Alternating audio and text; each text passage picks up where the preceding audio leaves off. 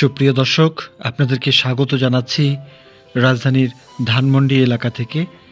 আমি আজকে আপনাদেরকে ধানমন্ডি রাইফেল স্কোয়ার অর্থাৎ সীমান্ত স্কোয়ার নামে যে শপিং মলটি আছে দেখছেন, এখান থেকে আপনাদেরকে আজকে কারওয়ান বাজার সিগন্যাল পর্যন্ত মূল সড়ক ধরে যাব এবং রাস্তার দুপাশের দৃশ্য দেখাবো। ইতিমধ্যে ধানমন্ডি অনেক বদলে গেছে। ধানমন্ডিতে এখন নতুন নতুন ভবন, নতুন নতুন শপিং মল, বিভিন্ন ধরনের স্থাপনা গড়ে উঠেছে, যেগুলো 2-3 বছর আগেও দেখা যেত না। আর আপনারা নিশ্চয়ই জানেন যে নির্বাচনের পরে কয়েকদিন ছুটির আমেজ বিরাজ করছিল। সেই সুযোগে আসলে এই জায়গাগুলো একটু ঘুরে দেখেছি, তখন দৃশ্য ধারণ করা হয়েছে। তো ইতিমধ্যে আসলে এখন ঢাকা আবারও যানজটে পরিপূর্ণ হয়েছে। এ ধরনের ফাঁকা থাকাটা খুবই সৌভাগ্যের বিষয়। বিশেষ করে ঈদের সময় আমরা এই ধরনের ঢাকা ফাঁকা দেখতে পারি কয়েকদিনের জন্য। আমরা এই মূল সড়ক ধরে যাব সিটি কলেজ, সেখানে সায়েন্স ল্যাব মোড় হয়ে সোজা ধানমন্ডি 32 হয়ে আমরা পান্থপথের রোড ধরে যাব কারওয়ান বাজারে। দেখতে পাচ্ছেন সুন্দর সুন্দর কিছু সুউচ্চ ভবন তৈরি হয়েছে।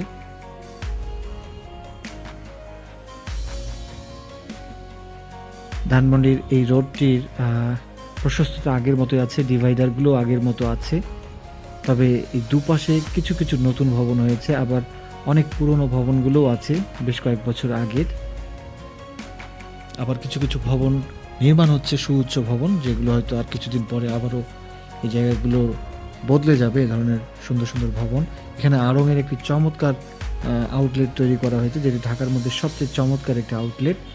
খুব ভালো মতো আমরা দেখতে পেলাম না। তো আমরা এখন এদিক দিয়ে যাব সায়েন্স ল্যাব মোড়ের দিকে। আপনারা নিশ্চয়ই জানেন যে ঢাকায় যে রেস্টুরেন্টগুলো আছে বাংলা খাবারে, তার মধ্যে স্টার হোটেল কিন্তু খুবই নাম করা। তাদের এই ব্রাঞ্চটি হচ্ছে মূল ব্রাঞ্চ। এছাড়াও ঢাকার বিভিন্ন অংশে আছে, এবং এখানে যে পপুলার মেডিকেল কলেজ এবং ডায়াগনস্টিক সেন্টার, সেটিও বেশ পুরনো এবং নাম করা। অনেকেই চিকিৎসার জন্য এখানে এসে থাকেন। তাদের বেশ কিছু ভবন এই জায়গাটিতে আছে। এছাড়া ধানমন্ডির এই জায়গাগুলোতে কিন্তু ব্যক্তি মালিকানাধীন যে প্লটগুলো আছে, সেগুলোও কিছু কিছু আমরা খালি দেখতে পেয়েছি আগের মতোই। পপুলার মেডিকেল কলেজ হাসপাতালের বেশ কয়েকটি ভবন একসঙ্গে এখানে যুক্ত আছে।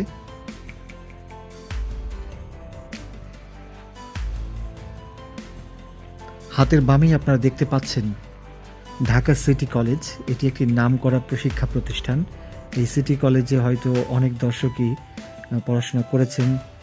তারা হয়তো দেখে থাকলে তাদের পুরনো এই শিক্ষা প্রতিষ্ঠান দেখে কিছুটা হলেও অতীতের স্মৃতিতে হারিয়ে যাবেন। সায়েন্স ল্যাব সিগন্যালে চলে এসেছি। এখান থেকে সোজা ধানমন্ডি 32-এর দিকে চলে যাব। তো প্রিয় দর্শক, দেশে এবং দেশের বাইরে যে সকল দর্শক নিয়মিত আমার ভিডিও দেখেন, তাদের প্রতি অসংখ্য ধন্যবাদ এবং কৃতজ্ঞতা জানাচ্ছি। সেই সঙ্গে চ্যানেলে কোনো দর্শক নতুন থেকে থাকলে অনুগ্রহ করে চ্যানেলটি সাবস্ক্রাইব করবেন, এই অনুরোধ জানাবো। আমরা দেশের বিভিন্ন মেগা প্রকল্পের ভিডিও এবং ঢাকা শহরের বেশ কিছু স্থাপনা, এই ধরনের সড়ক, এই ভিডিওগুলো আপনাদের মাঝে দেখাই। নিশ্চয়ই যারা দেশের বাইরে থেকে দেখছেন কিংবা দেশে আছেন কিন্তু ঢাকায় নেই, তাদেরকে হয়তো এই দৃশ্যগুলো দেখে ভালো লাগবে। তো আমরা এই মুহূর্তে সায়েন্স ল্যাব সিগন্যালটি ক্রস করে চলে যাচ্ছি। আমি মূলত ফ্রান্সের ভাষায় বললাম, এলিয়েস ফ্রান্সেস, এই ফরাসি যে কালচারাল সেন্টার, তার অফিসটি এখানে। আমরা দেখতে পাচ্ছি ধানমন্ডির অন্যতম স্বনামধন্য হসপিটাল, ল্যাব এইড হসপিটাল আমরা ক্রস করছি।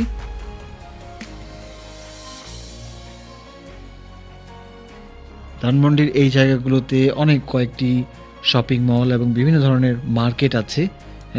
নতুন এবং পুরনো সমন্বয়ে এই রোডে এই স্থাপনাগুলো এবং ব্যবসা প্রতিষ্ঠানগুলো আপনারা দেখতে পাবেন রাস্তার দুধারেই। আমরা দেখতে পাচ্ছি স্বরাষ্ট্রমন্ত্রীর সরকারি বাসভবন। বর্তমানে এখানে কেউ থাকেন না, এখন যেহেতু নতুনভাবে সরকার গঠিত হয়েছে, মন্ত্রিসভা গঠিত হয়েছে, নিশ্চয়ই এই বাংলোগুলো আবারও ব্যবহার শুরু হবে। এখানে বেশ কিছু নতুন ভবন গড়ে উঠেছে সড়কের দুপাশে। আমরা গণস্বাস্থ্য নগর হসপিটাল ক্রস করছি, তার পাশেই বেশ কিছু সুউচ্চ নতুন নতুন ভবন তৈরি হয়েছে। এ পাশে কিন্তু ধানমন্ডি প্লাজা, এটি বেশ পুরনো একটি মার্কেট এবং এখানে অনেকগুলো দোকানপাট রয়েছে, যেখানে অনেকেই আসলে এখনও কেনাকাটার জন্য আসেন। আমরা অর্চার্ড পয়েন্ট যে মার্কেটটি আছে সেটিও ক্রস করছি এবং এখান থেকে আপনারা দেখতে পাচ্ছেন প্লাজা এয়ারে শপিং মল, এটিও একসময় নাম করা একটি শপিং মল ছিল, তবে এখন অনেক বেশি শপিং মল গড়ে উঠেছে। আমরা আনোয়ার খান মেডিকেল কলেজটাও পার হয়ে যাচ্ছি প্রিয় দর্শক। এলাকাটি বেশ চমৎকার, আধুনিক এবং ঢাকার মধ্যে সবচেয়ে প্রাচীন অভিজাত এলাকা বলা যায় এই ধানমন্ডিকে। হয়তো আমার অনেক দর্শক এই ভিডিওগুলো দেখে অনেকটি আনন্দিত হন, মাঝে মাঝে অনেক সম্মানিত দর্শক দেখি, যেমন ইঞ্জিনিয়ার এনামুল করিম চৌধুরী স্যার আমার এই চ্যানেলে একজন নিয়মিত দর্শক। তিনি বেশ কিছু ভিডিও দেখেন এবং মাঝে মাঝে কমেন্ট করেন। আমি ধানমন্ডিতে একটি ভিডিও দেখিয়েছিলাম এর আগে, তিনি বলেছিলেন যে আমি তার বাসার কাছাকাছি এসেছি। হয়তো বা এরকম অনেক দর্শকে থেকে থাকতে পারেন যারা তাদের যে এলাকা সেদিক দিয়ে হয়তো যাচ্ছি। তো এরকম যদি কারো পরিচিত থাকে অবশ্যই কমেন্ট করে জানাবেন। আমরা কিন্তু ধানমন্ডির যেই কলাবাগান ক্রীড়াচক্র রয়েছে, কলাবাগান মাঠ, সেখানে আমরা চলে এসেছি প্রায়। এরপরে ধানমন্ডি 32 নম্বর। জায়গাগুলো অনেকটা পরিবর্তন হয়েছে, আবার আগের পুরনো দোকানপত্রগুলো রয়েছে, যেমন হাতের ডান পাশে এখানে বেশ কিছু বইয়ের দোকান রয়েছে, সেগুলো কিন্তু আমরা আগের মতোই দেখতে পাই।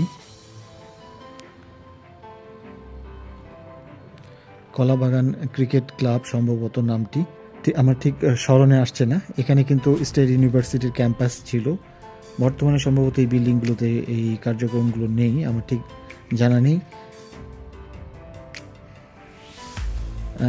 এই মাঠটিতে কিন্তু মাঝে মধ্যে আমরা ক্রিকেট ম্যাচ অনুষ্ঠিত হতে দেখতাম। তো ঢাকায় কিন্তু খেলার মাঠ অনেক কমে গেছে। আগে যেভাবে মাঠে মানুষজন খেলাধুলা করতে পারতো, এখন কিন্তু বাসাবাড়ি, শপিং মল, স্থাপনা তৈরি হতে হতে জায়গাগুলো একেবারে কমে এসেছে। এখন ঢাকায় কোনো খেলার মাঠ মানে সোনার হরিণের চেয়েও বেশি মূল্যবান।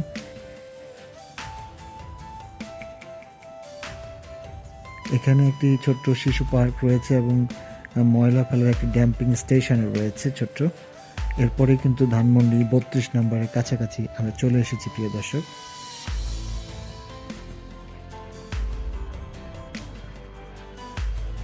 এখানে যে লাজ ফার্মা দেখছেন, এটি প্রথম লাজ ফার্মার ব্রাঞ্চ ছিল 1972 সালে। তারপরে কিন্তু সারা দেশে, বিশেষ করে ঢাকা শহরের বিভিন্ন জায়গায় লাজ ফার্মার কিন্তু শাখা গড়ে উঠেছে। আমরা ধানমন্ডি 32 নম্বর সিগন্যালে আছি। এদিক দিয়ে ধানমন্ডি 32 আসাদ গেটের দিকে যাওয়া যায়। আমরা ডান পাশে চলে যাচ্ছি।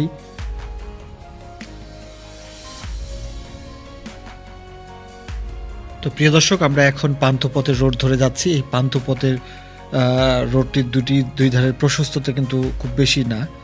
অন্য এর আগে যে সড়কটি যেমন প্রশস্ত ছিল সেরকম না, তবে এই সড়কের দুপাশে কিন্তু অনেক সুউচ্চ ভবন বেশ কয়েক বছর আগেই থেকে গড়ে উঠেছে। পান্থপথে দুপাশে আসলে বড় বড় বিল্ডিংয়ের ঠাসা। এখানে বেশ কিছু প্রতিষ্ঠান রয়েছে, হসপিটাল রয়েছে, সরকারি অফিস রয়েছে। তবে পান্থপথের এই সড়কগুলো কিন্তু এমনি সময় একেবারে গাড়িতে ভরপুর থাকে। এখন ফাঁকা দেখতে পাচ্ছেন। ঢাকার অন্যতম সেরা হসপিটাল স্কয়ার হসপিটালস এটি দেখতে পাচ্ছেন, এবং হাসপাতালের দুই পাশকে সংযুক্ত করেছে একটি করিডোর, ব্রিজের মতো, ফুটওভার ব্রিজের মতো। এই হচ্ছে ঢাকার অন্যতম সেরা একটি হসপিটাল, স্কয়ার হসপিটাল।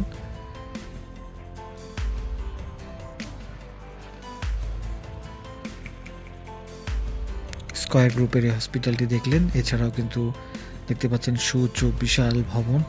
এই ভবনটি একটি আবাসিক ভবন। এছাড়াও কিছু ব্যবসায়িক প্রতিষ্ঠানও আছে।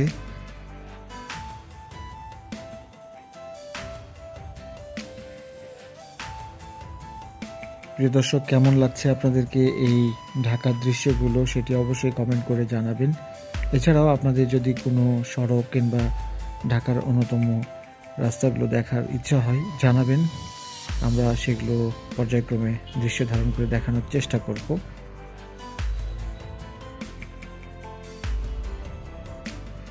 আমরা আছি বিআরবি হসপিটালস লিমিটেড। এটিও একটি নামকরা হসপিটাল। স্কয়ার হাসপাতালের পরপরই বেশ কয়েক বছর পর এই হাসপাতালটি গড়ে উঠেছে। এখানে অনেকে চিকিৎসা নিয়ে থাকেন এবং আপনারা দেখতে পাচ্ছেন রাস্তার দুপাশে অনেক বড় বড় সুউচ্চ ভবন। আমরা কিন্তু গ্রিন রোড সিগন্যালের কাছাকাছি চলে এসেছি প্রিয় দর্শক। এই গ্রিন রোড সিগন্যালটি ঢাকার অন্যতম দুটি ব্যস্ত এলাকার নিউ মার্কেট এবং ফার্ম গেটকে যুক্ত করেছে। আমরা যে জায়গায় আছি এই গ্রিন রোড সিগন্যালে, সেখান থেকে হাতের বামে ফার্ম গেটের দিকে যাওয়া যাবে এবং হাতের ডানে এদিক দিয়ে যাওয়া যাবে সায়েন্স ল্যাবের দিকে এবং ধানমন্ডি সেন্ট্রাল রোডের দিকেও যাওয়া যাবে। আর অল্প কিছু দূরেই আমরা কারওয়ান বাজার সিগন্যালের কাছাকাছি চলে যাব। প্রিয় দর্শক, আপনার হাতের বামে দেখতে পাবেন সরকারি একটি সুন্দর দৃষ্টিনন্দন ভবন, পানি ভবন। বিশাল বড় একটি ভবন তৈরি হয়েছে। এটি প্রায় বসুন্ধরা শপিং মলের সাথেই কাছাকাছি। অনেকে দেখলে মনে করতে পারেন শপিং মলের মতোই।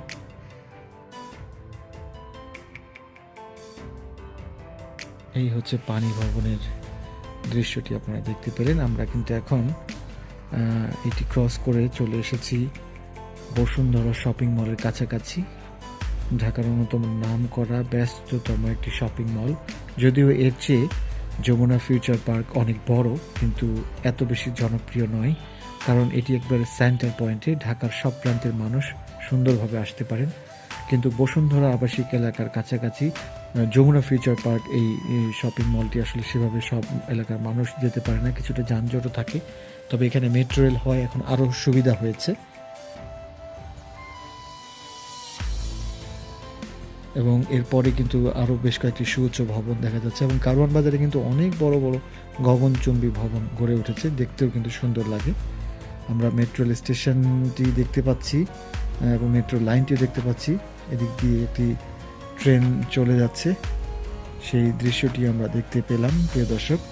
এবং আমরা চলেও এসেছি ধানমন্ডি থেকে কারওয়ান বাজার সিগন্যালে। তো এতক্ষণ এই ভিডিওটি দেখার জন্য সবাইকে অসংখ্য ধন্যবাদ জানাচ্ছি। সেই সঙ্গে নতুন দর্শকদের চ্যানেলটি সাবস্ক্রাইব করার অনুরোধ জানিয়ে শেষ করছি। সবাই ভালো থাকবেন। আল্লাহ হাফিজ।